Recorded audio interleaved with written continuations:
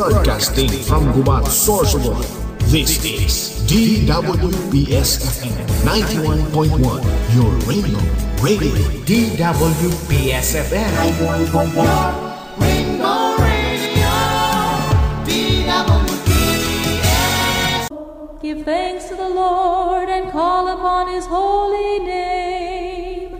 God is the Lord and has revealed Himself to us. Blessed is He who comes in the name of the Lord. All the nations have surrounded me. Blessed be the reign of the Father and of the Son and of the Holy Spirit, now and ever unto the ages of ages. Amen. Same nomen, save logomen, soy Eucharistis omen, Kyrie kai diometa, so Theos imon. Amin, amin, amin. Okay, ang ating ngayong kasama ngayong umaga, good morning to you, Presbyterian Mary and Nathaniela. Sumasa inyo pong mga tahanan muli ang ating programang Ang Boses Ortodoxia, The Voice of Orthodoxy. We are broadcasting through DWPS-FM 91.1 MHz. Of course, our main speaker is Father Chrysostom Sarmiento, ordained under the Omophorion, meaning authority of His Eminence Metropolitan Nectarius, Bishop of Hong Kong and Southeast Asia. Our canonical apostolic lineage is in line with the Orthodox Ecumenical Patriarchate of Constantinople, New Rome, under the loving care of His All Holiness Patriarch Bartholomew I. Sa mga nagsasabing kami o ang Orthodox Church ay nakisanga lang, tsak nagkakamali po kayo. Kaya nga po Orthodox kasi hindi po binago ang anumang pinagkaisahan sa loob ng 7 Ecumenical Council.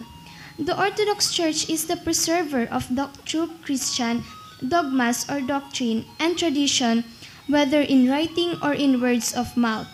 So far, those who want to meet or see us, our address is Holy Martyr Saint Eleftherius Orthodox Church, Burgos Street, Bacolod del Norte, Gubat, Sorsogon, Philippines, and another in Holy Chopani Orthodox Mission del Rosario, Bacon District, Sorsogon City, Philippines. And you can get in touch with us also at this mobile number 0910-274-6080 in YouTube and Orthodox Bicol and blog site at orthodoxyinbicol.blogspot.com.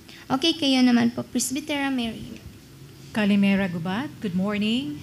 Hello to Mary Anazo of Australia, Yvonne Licutis of USA, to Father Jeffrey Garcia, or Father Rafael and Curia Catherine of Maryland, USA, to Mr. and Mrs. Branko Milosevic, and Lorelai of Diet Camarines Norte. Good morning din po sa inyo.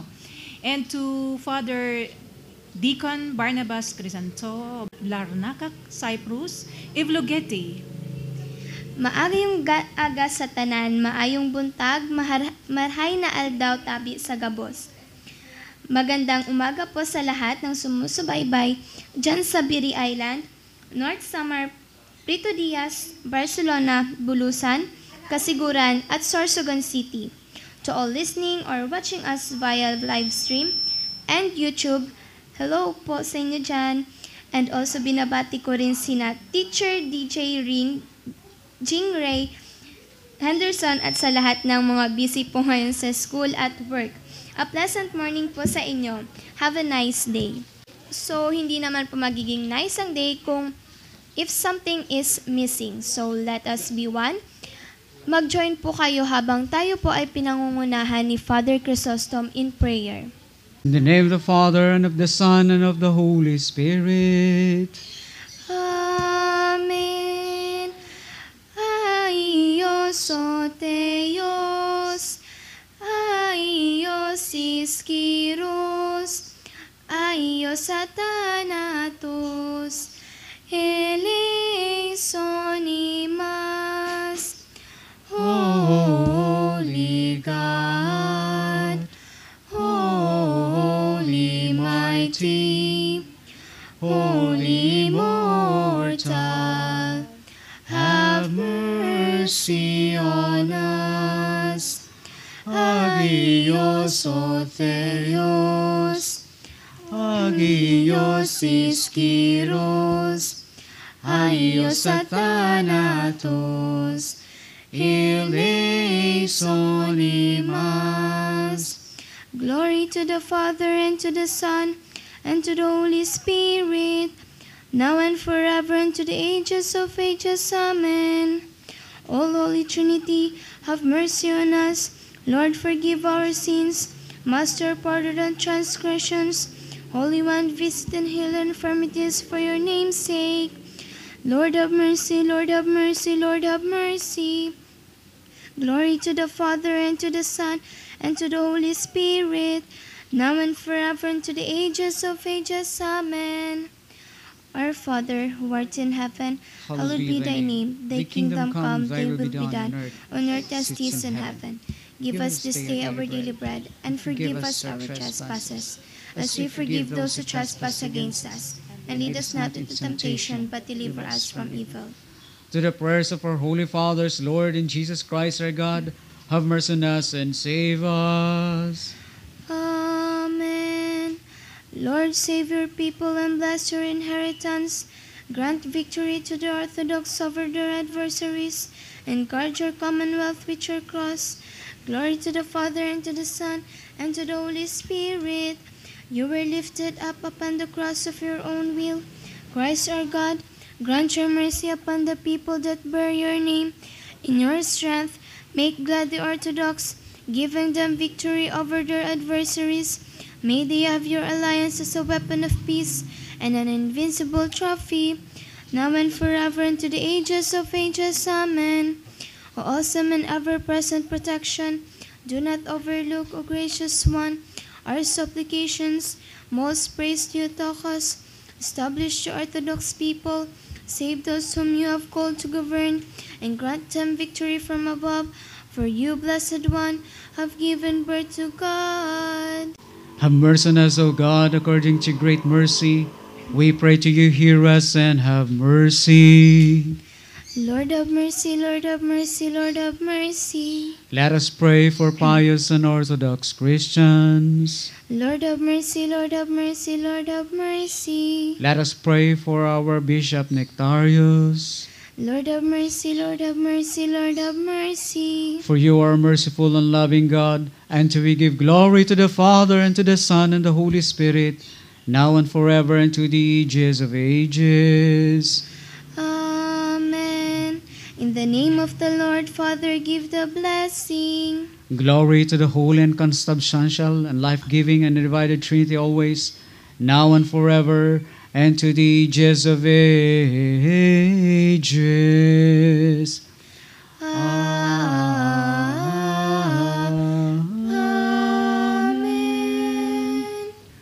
Blessed be the name of the Lord, from this time forth, forever and forever. The name of the Lord is blessed forever, from this time forth, and ever and forever.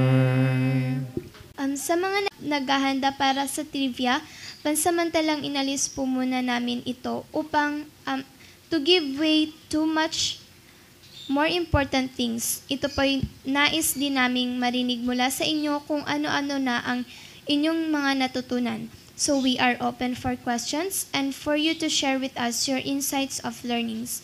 So just call or text us for questions to 0910-274-6080.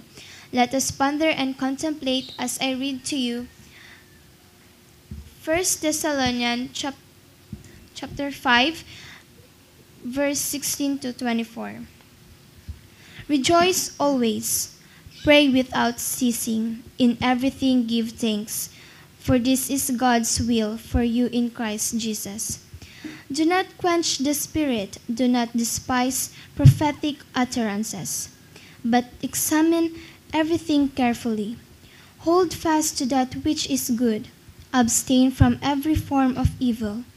Now may the God of peace himself sanctify you entirely, and may your spirit and soul and body be preserved complete, without blame at the coming of the Lord Jesus Christ. Faithful is he who calls you, and he also brings it to pass. Before the lesson, let us hear the prayer of the panalangin ng pagsamo.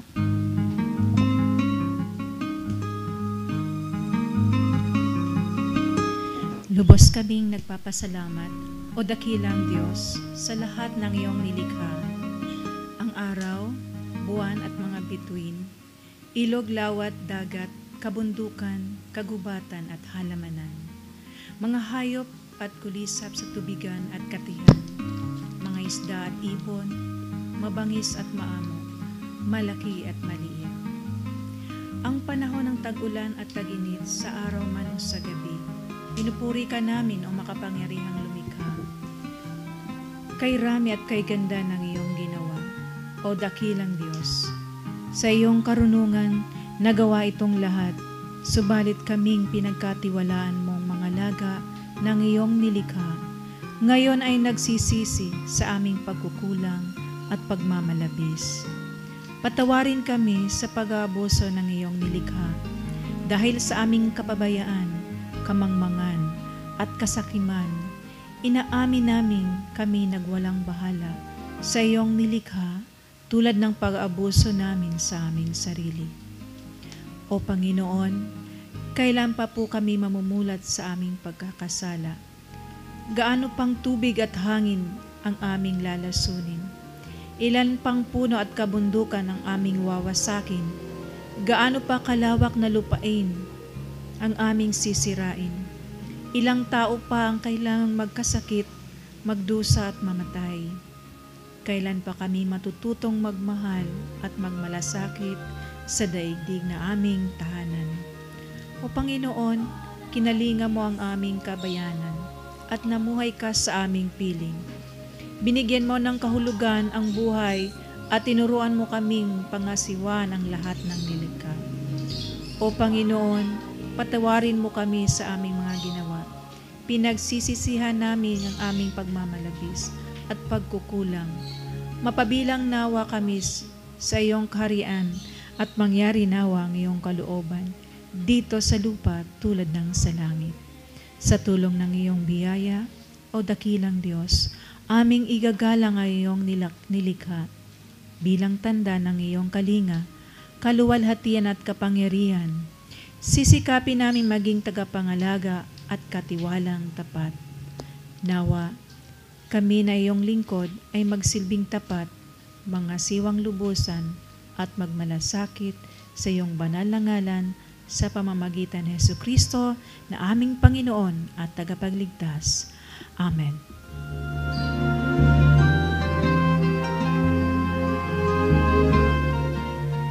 Okay, thank you, Presbyter Mary. Let us now proceed to the teachings of the lives of the saints. Once again, hello sa inyong lahat, sa mga naabot ng signal ng DWPS FM at sa mga nakatunin sa programang ito. Welcome sa The Voice of Orthodoxy. Ang konting minuto na ito para sa portion ng The Lives of the Saints. Topic po natin ngayon ang The Seven Holy Youths of Ephesus. Before we continue this topic, nais po naming ibahagi sa inyo ang mga i-commemorate po namin ng Orthodox Church tomorrow, araw ng Linggo, August 4. August 4, we commemorate the rising from the sleep of the Holy Seven Youths of Ephesus na sina Maximilian, Exacustudian, Jamblicos, Martinian, Dionysius, John, and Constantine. On this day, we also commemorate the recovery of relics of our devout mother, Evdokia, the martyr. On this day, the holy martyr Tathuel died when he was hung from an apple tree. On this day also, we commemorate the holy woman martyr La and those with her. By their holy intercessions, O God, have mercy and save us. Amen. Okay, back to the 7 holy youths of Ephesus. There was a great persecution of Christians during the reign of Decius.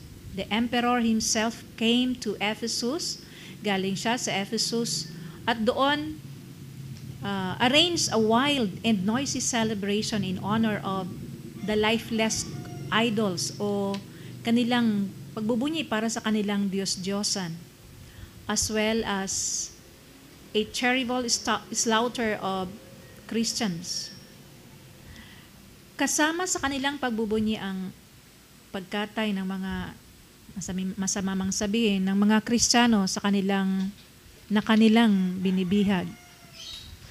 7 young men, soldiers, refrained from the impure offerings of sacrifices, and they earnestly prayed to the one God to save the Christian people.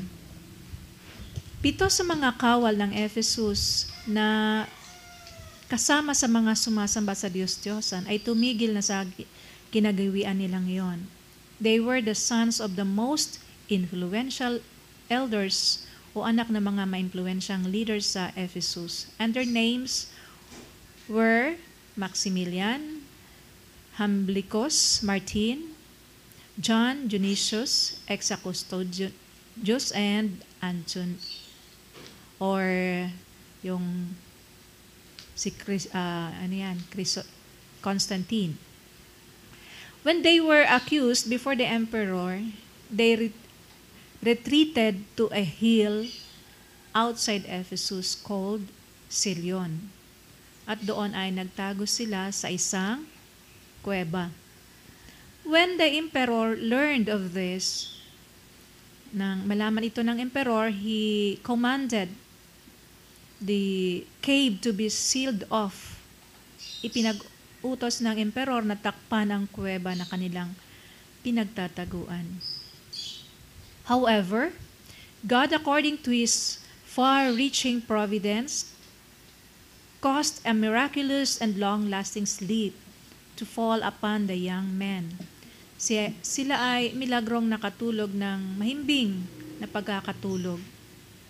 The imperial courtiers, Tudor and Rufinus, secret Christians o mga lihim na Kristiyano, built in that wall a copper sarcophagus, o ito isang uri ng metal na kabaong, an ancient marble coffin or metal coffin na kung saan minsan ay decorated with sculpture and inscriptions.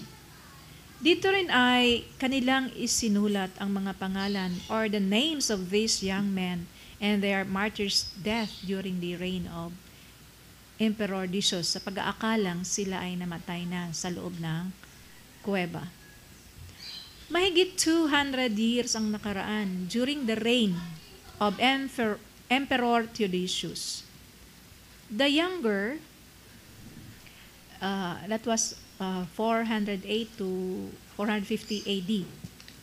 There was a great dispute about the resurrection o pagkabuhay ng maguli. There were some that doubted the resurrection.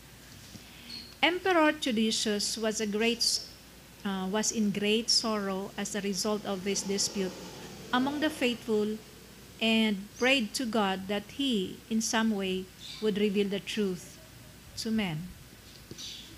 At the time of turmoil in the church, some shepherders of Adolius, who owned the hill Cilion, yung kuweba, began to build folds for the sheep. Nang mga panahon iyon, ang mga pastol ng mga tupa ay gumagawa ng silungan ng kanilang mga alagang tupa. Kung kaya, they removed the stone after stone from that cave, yung pinagtataguan ng 7 holy youths of Ephesus. Inalis nila ang nakatakip na mga bato at tinakpang kuweba na kung saan doon nakatulog ang mahimbing ang 7. The youths then awakened from their sleep. Young and healthy, the same as when they fell asleep. Ang 7 ay nagising na parang walang nangyari. Ang balitang iyon ay mabilis na kumalat. The news of this miracle was spread abroad on all sides of them. Even Theodosius himself came with a great entourage, and with delight conversed with the youths, nakipag-usap doon sa 7 nagising na mga kabataan na nagtago sa kuweba ng napakatagal. After a week, makalipas lamang ang or 1 week lang, isang simana, kumbaga, they again fell into the sleep of death to await the general resurrection. Sila ay nakatulog muli upang hintayin ang general resurrection o muling pagkabuhay ng lahat ng mga namatay. Emperor Theodosius wanted to place their bodies in gold sarcophagus o gintong lalagyan ng kanilang natutulog na katawan. But they appeared to him in a dream. Nagpakita siya sila sa panaginip and told him to leave them in the earth as they were laid out, na sila'y hayaang mabaon sa lupa na kung saan sila nagmula. Iyan po ang kwento ng 7 banal na kabataan ng Ephesus. Ipinaglaban ang kanilang pananampalataya laban sa muusig na emperor. Kanilang ipinaglaban hanggang kamatayan. Hindi rin sila natakot sa kamatayan o banal na pagkatulog or holy asleep, na kung saan yun ang term na ginagamit ng Orthodox Church. Sila ay payapang naghihintay sa araw na darating, na kung saan muling mabubuhay ang mga namayapa na upang harapin ang huling araw o ang araw ng kung saan tuluyan ng makakasama ng Diyos ang mga nagtagumpay sa mundong ito at mamuhay na ayon yung mga namuhay na ayon sa kalooban niya. Sa muli, ang 7 banal na mga kabataan ng Ephesus ay nibigay ng inspirasyon sa atin at sila'y naging patunay na all saints an example of faith and power, and all saints an example of patience and martyrical life. Kung kaya, in the midst of immense long-suffering, patience and endurance, in the midst of trials and temptations, we will be perfected like all the saints. Okay po mga kaibigan, ito po si Presbytera Mary, nagsasabing si Ogo po, at hanggang sa muli, balik po tayo sa ating moderator ngayon, kay Nathaniela. Okay, thank you, Presbytera Mary. And for catechesis, which means your echo from heaven or food from above, let us welcome our teacher, catechist, Father, Shepherd, and Priest, Reverend Father Chrysostom Sarmiento. Good morning to all. Magandang umaga sa lahat. Amay o Pateras Chrysostomos Sarmiento. I am Father Chrysostom. Okay, before we continue with our part 3 of our lesson on, what's this? What was our lesson last Saturday? Eschatology part 3. I will be answering a few questions here which was texted to me these weekdays, last week. So, this is a very important question. Okay, I'll just read to you the last 4 digits, 0552 of Barangay Pinontingan. Father Chrysostom, what is your comment on the Pope's recent statement on homosexuality? Sinabi niya po kasi na patawarin or forgive and do not judge the homosexuals. Nilagay mo ako sa on the spot. Well, that's the Pope's opinion. And everybody is entitled sa kanyang opinion. But frankly, in the church, we don't state our own individual opinionated theology or doctrine or understanding. I cannot stop him or the Pope. I just don't know if what he said was his own opinion or that was the stand of the whole magisterium, kasi may council naman sila eh. And in fairness, doon yun nagagaling. Doon sa Magisterium Council. And I just don't know if he was just answering this question on board Alitalia Airlines last week na nagkaroon ng reaction sa marami. Yes, I fully agree with him in forgiving the homosexuals. He's correct. Patawarin. But first, there must be repentance, of course.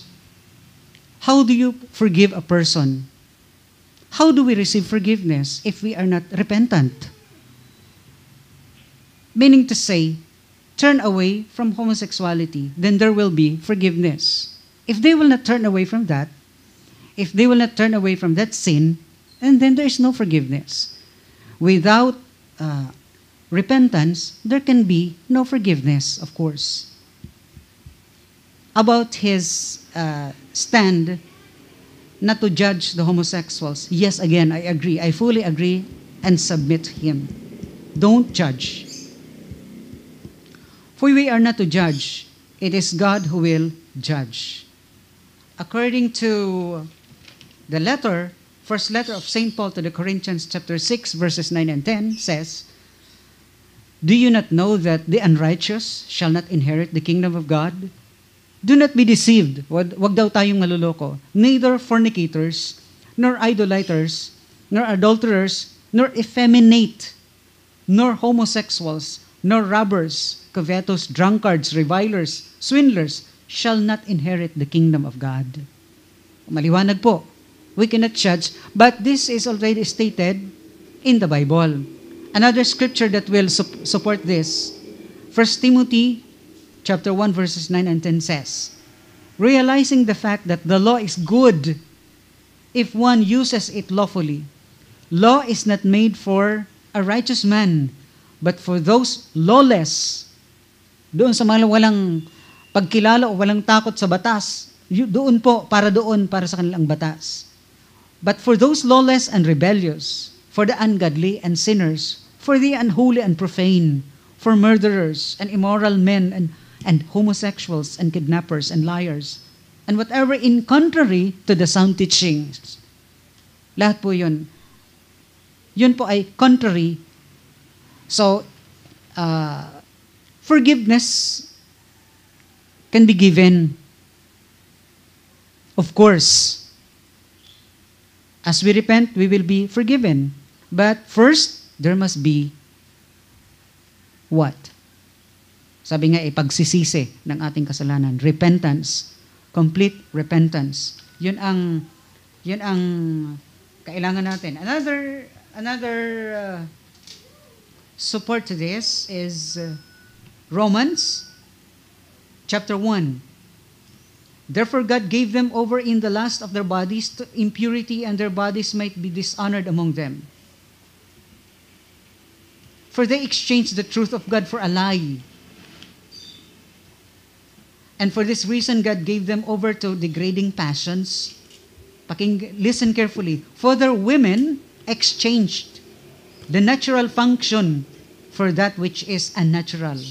And in the same manner also, the men abandoned the natural function of the woman and burned in their desire toward one another. Men with men.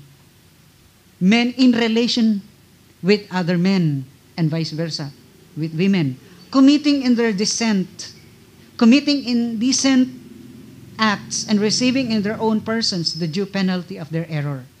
And just as they did not see fit to acknowledge God any longer, God gave them over to a depraved mind to do those things which are not proper, being filled with all unrighteousness, wickedness, greed, evil, full of envy, murder, strife, deceit, malice. They are gossips, slanderous, haters of God, insolent, arrogant, boastful, inventors of evil. Ito na, pag lumabas ng ating humanistic opinions, we invent, we try to twist the truth. It may sound good, but truth will always be truth, and lie will always be lie. Without understanding and trustworthy and loving and merciful, and although they know the ordinance of God, that those who practice such things are worthy of death. They not only do the same, but also give hearty approval to those who practice it. Pati yung mga nag-approve doon, kasama na rin sa judgment of God. Kaya mapanganib. Another question, last four digits, 2774 of Barcelona. If truly Orthodox Church is the true church, why is it you do not have a church here in Gubat? I don't understand what you mean. Because we have a church here. Ang church, ibig sabihin, are the called out ones, the people whom God has chosen. Grupo ng mga tao na pinili ng Diyos sa isang lugar, sa isang lokalidad. Yun ang church, ecclesia. Mga tao na pinili ng Diyos at sumasampalataya sa Kanya. Maybe ang pinupunto mo ay building na simbahan. Lahat naman ng bagay, lahat ng grupo, all things start at nothing. Every beginning is a humble start. Just like the Lord, when He started His earthly ministry, wala naman po siyang building. He does not have building. Just like the Lord, He does not have building during His earthly ministry. He does his sermons on a bangka, on a boat.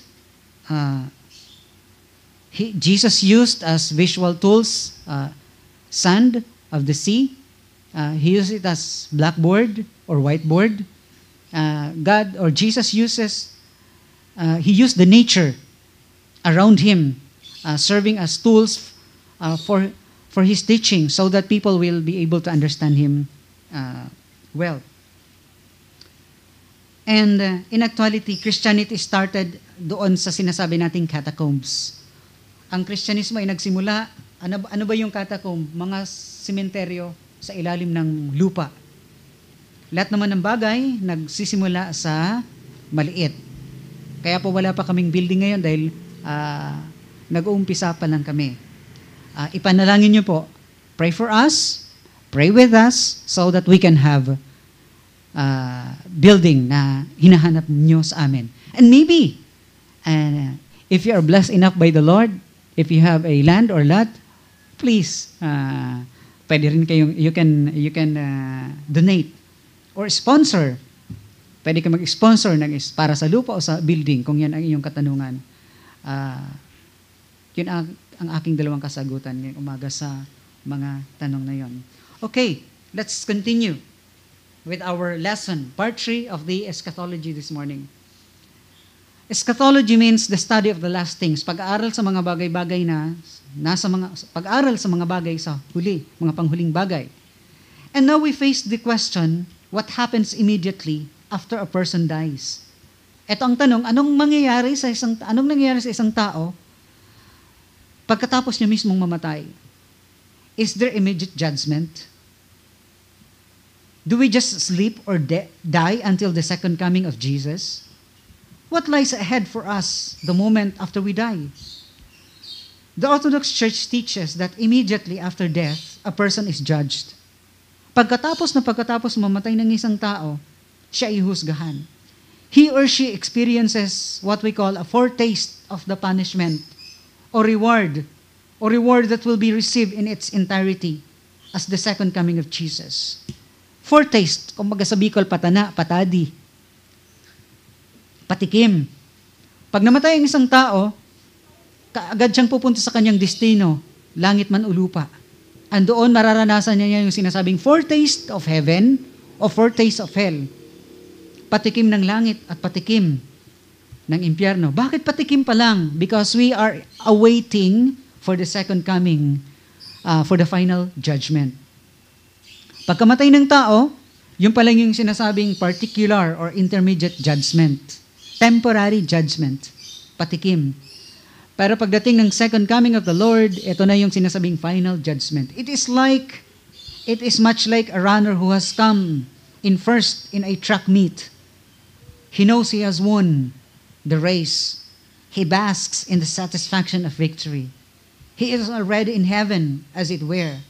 But he has to wait until the banquet in the evening to receive the trophy. It is then that he will be granted this reward officially. Kagabi nanalo ang Gilas Pilipinas against Jordan team. Wow, congratulations. Tuwang-tuwa ako kagabi, mga kaibigan. Panalo tayo, akala ko tayo italo. So, ang ating panalo, ano na tayo? 2-0. Dalawang panalo. One was against Team Saudi Arabia. Kagabi, against Team Jordan na napakalakas. At mamaya, mas malakas, mas challenging Team Chinese Taipei, Taiwan. Lahat ng mga ito umaasam ng tropeyo. Ganun din sa ating mga buhay. We are also expecting for rewards, not only eternal life. According to the Synod of Constantinople in 1672 AD, they expressed our belief regarding the particular judgments as follows. We believe that the souls of the departed are either in bliss or in torment, as each one wrought. For immediately after the separation from the body, after the separation of soul from the body, are pronounced either for bliss or suffering and sorrow. Yet we confess that neither the joy nor the condemnation are as yet complete, because after the general resurrection, when the soul is united again or reunited to the body, each one will receive the full measure of joy or condemnation due him for the way in which he conducted himself, whether for good or bad. So there is what we call particular or intermediate judgment. It is because it is only the spirit or soul that is alive and the body is sleeping. But when the second coming of the Lord happens, and this is now the final judgment. Why? Because the soul will be reunited again with the body. And the final judgment will judge the soul and the body. That is final.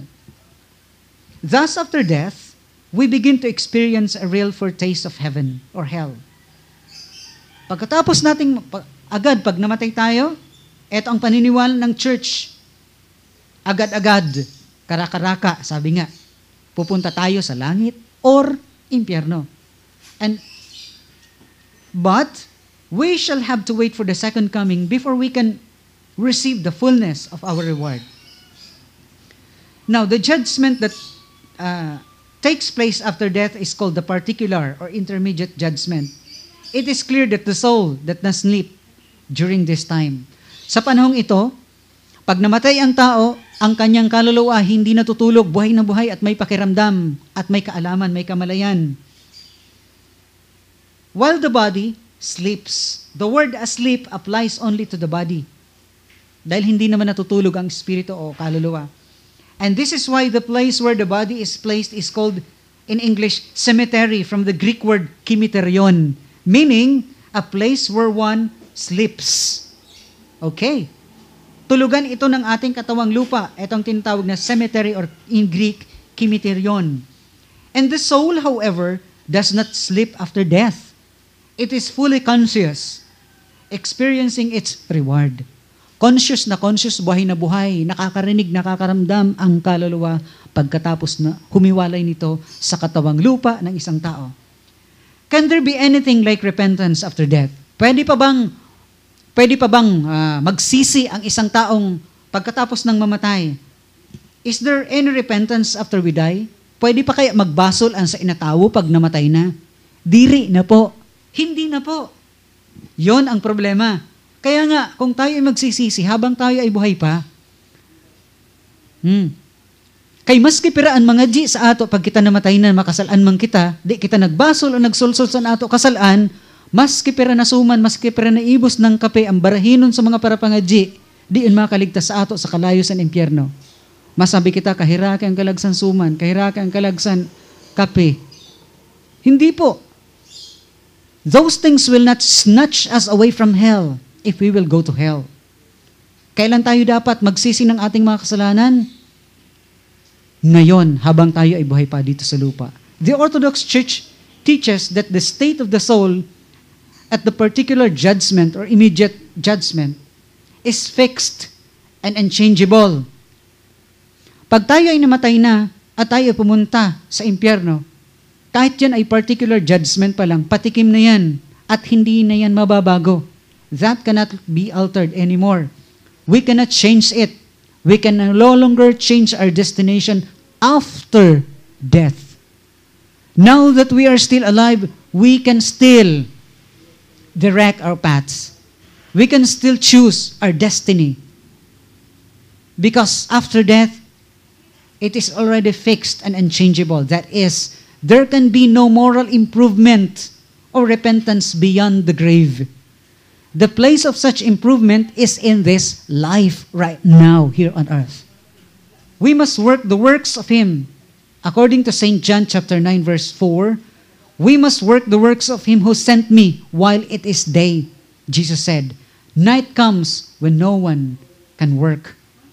Sabi ng Panginoong Jesus, gumawa na tayo ngayong mga tao habang umaga pa at maliwanag pa, sapagkat kapag pumasok na ang dilim, hindi makakapagtrabaho ang tao.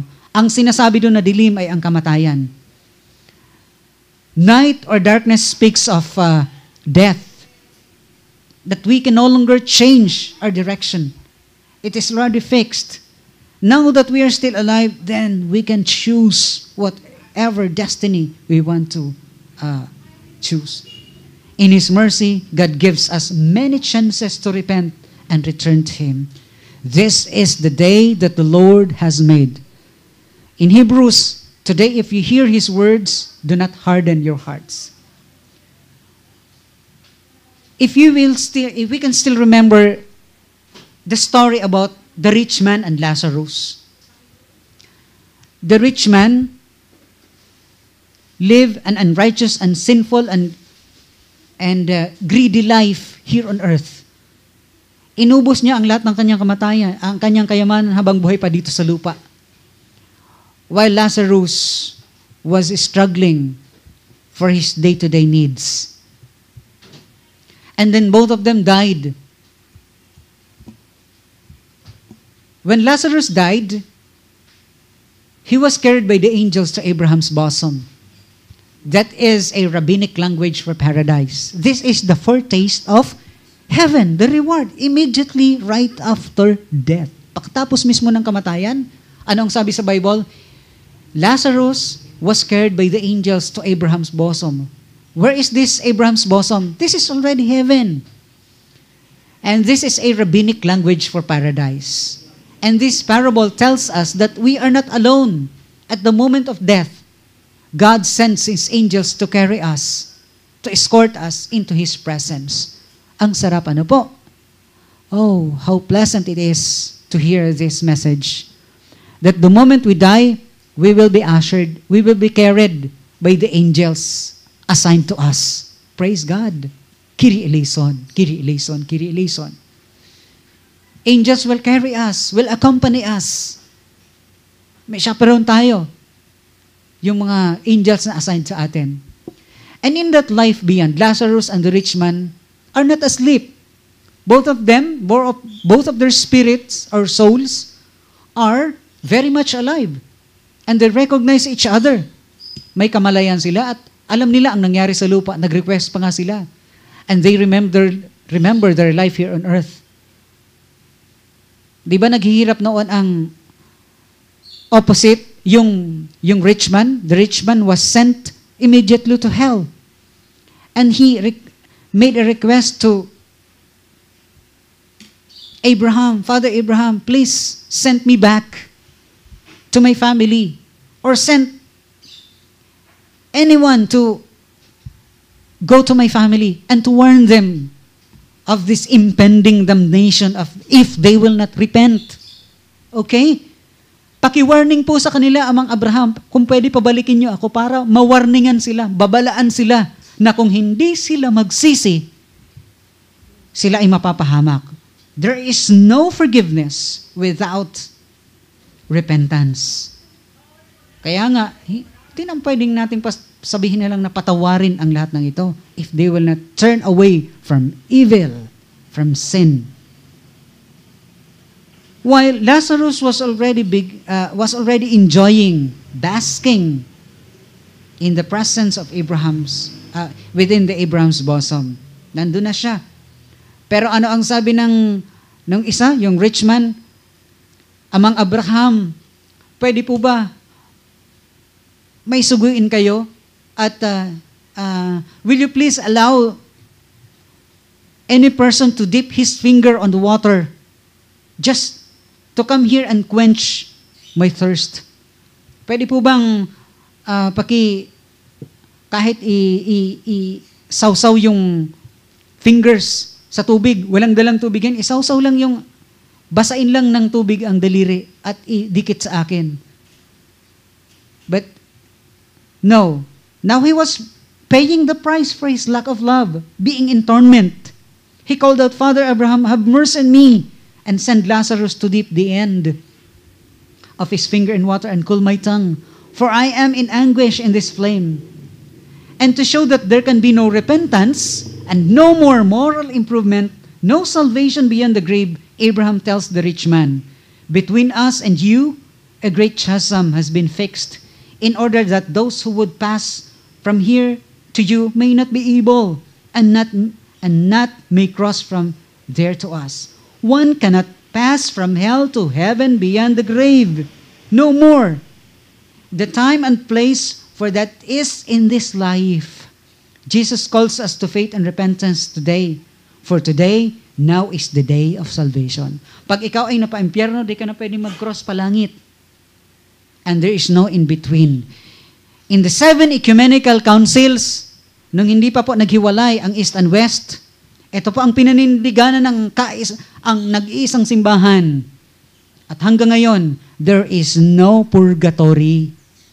Walang in-between. Sinabi nga po, napahalaga, kung tayo man ay magbabago, mag-improve, dito po habang tayo ay buhay pa. Unfair nga naman, biruin mo, napakasama mong tao, namatay ka, hindi ka man lang nag-repent, di ka man lang nangumpisal. Walang unction na nangyari sa iyo. Immediately, you will go to hell if you are unrepentant. Kahit sandamakmak ang magpangadji sa imo, even millions will pray for you, nothing will be changed because your destination is already fixed and unchangeable. Wala na. Kailan tayo dapat magsisi? Ngayon.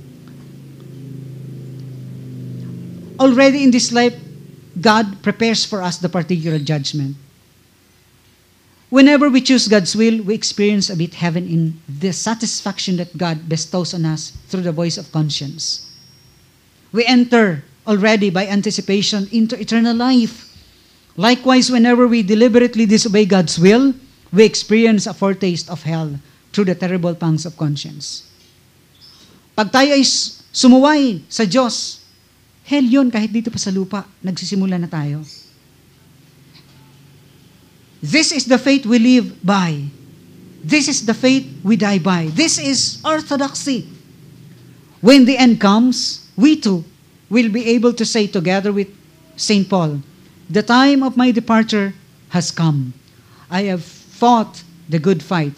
I have finished the race. I have kept the faith. Henceforth, there is laid up for me the crown of righteousness, which the Lord, the righteous judge, will award to me on that day. And not only to me, but also to all who love His appearing. 2 Timothy 4:6-8. Napakalaga po, mga kaibigan. Napaka-importante nito.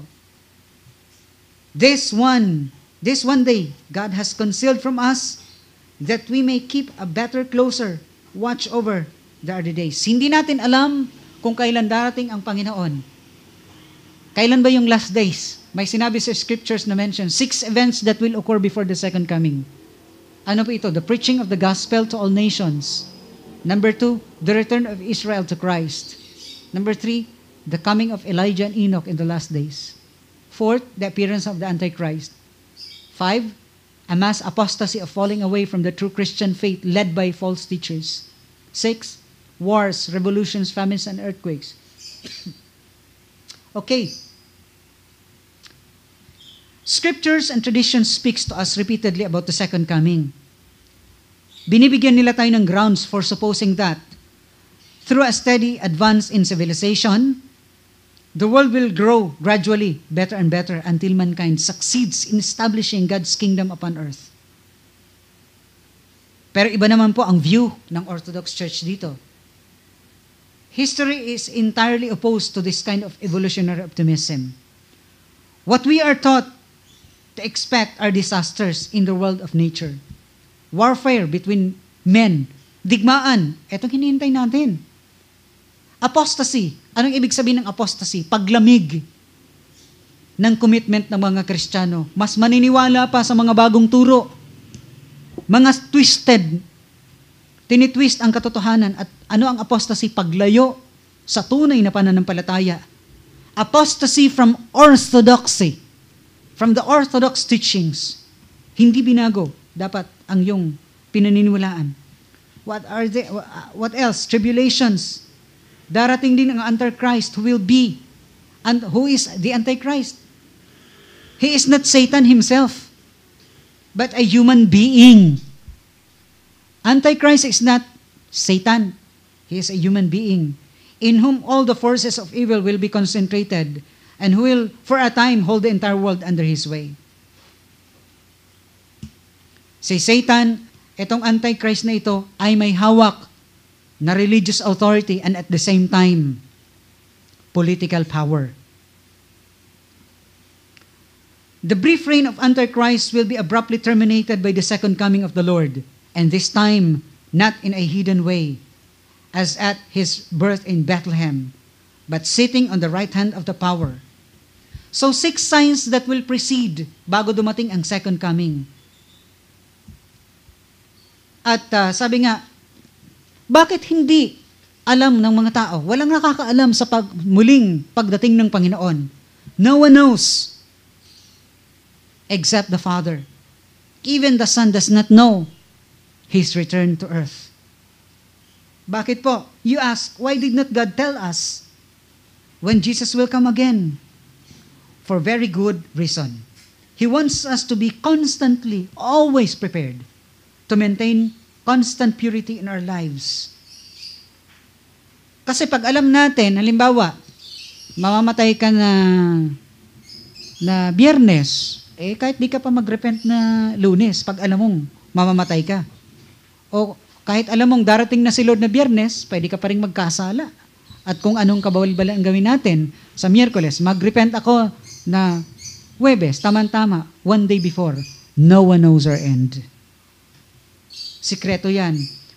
For us to always be constantly prepared, to maintain constant purity in our lives. Hindi po ba? Meron nga isang kwento. Sabi ng isa, oh my Lord, oh my, He is coming. Sabi ng a friend asked him, who? And he said, Jesus. Oh Lord, where is the nearest confessional? Sabi ng kanyang friend, why? Because I'm not ready today. That is why. What a way to run a world. Sabi niya, doesn't He know I've been too busy lately? Why didn't He give us little advance warning? Naku naman, darating na pala si Lord. Magkumpisa lang nga ako. Kasi ba naman siya hindi nag-warning? No. Sabi ng kanyang kaibigan, He did. When? About 2,000 years ago. He already forewarned us of His second coming. The whole theme of the Christian's life is watchfulness, preparedness, expectant faith. The end is always imminent, always spiritually close at hand. We are constantly only a heartbeat away from judgment. And just as it is appointed for man to die once, and after that comes the judgment. Hebrews 9:27. How well this sense of urgency is captured by the words of Saint Andrew of Crete, recited each Lent in the Great Canon. Sabi doon, my soul, O my soul, rise up. Why art thou sleeping? The end draws near, and soon shalt thou be troubled. Watch then, that Christ thy God may spare thee, for He is everywhere present and fills all things. Jesus said, let your loins be girded and your lamps burning. And be like men who are waiting for their master to come home from the marriage feast, so that they may open to him at once. When he comes and knocks, blessed are those servants whom the master finds awake when he comes. Truly I say to you, he will gird himself and have them sit at the table, and He will come and serve them. You also must be ready, for the Son of Man is coming at an hour you do not expect. Luke 12:35-40. God will one day step into history in the person of Jesus to judge the living and the dead. We must all appear before the judgment seat of Christ so that each one may receive good or evil according to what he has done in the body. The purpose of judgment is not to make us afraid. Hindi ito pang takot, but to drive us to repentance so that we may become truly His people by faith, by hope, and love. God's judgment is redemptive. Ang paghukom ng Diyos ay mapangligtas. He wants all to be saved and come to the knowledge of truth. But first, we must repent. Here endeth my catechesis to the day. Lord have mercy, Lord have mercy, Lord have mercy. Okay, thank you po.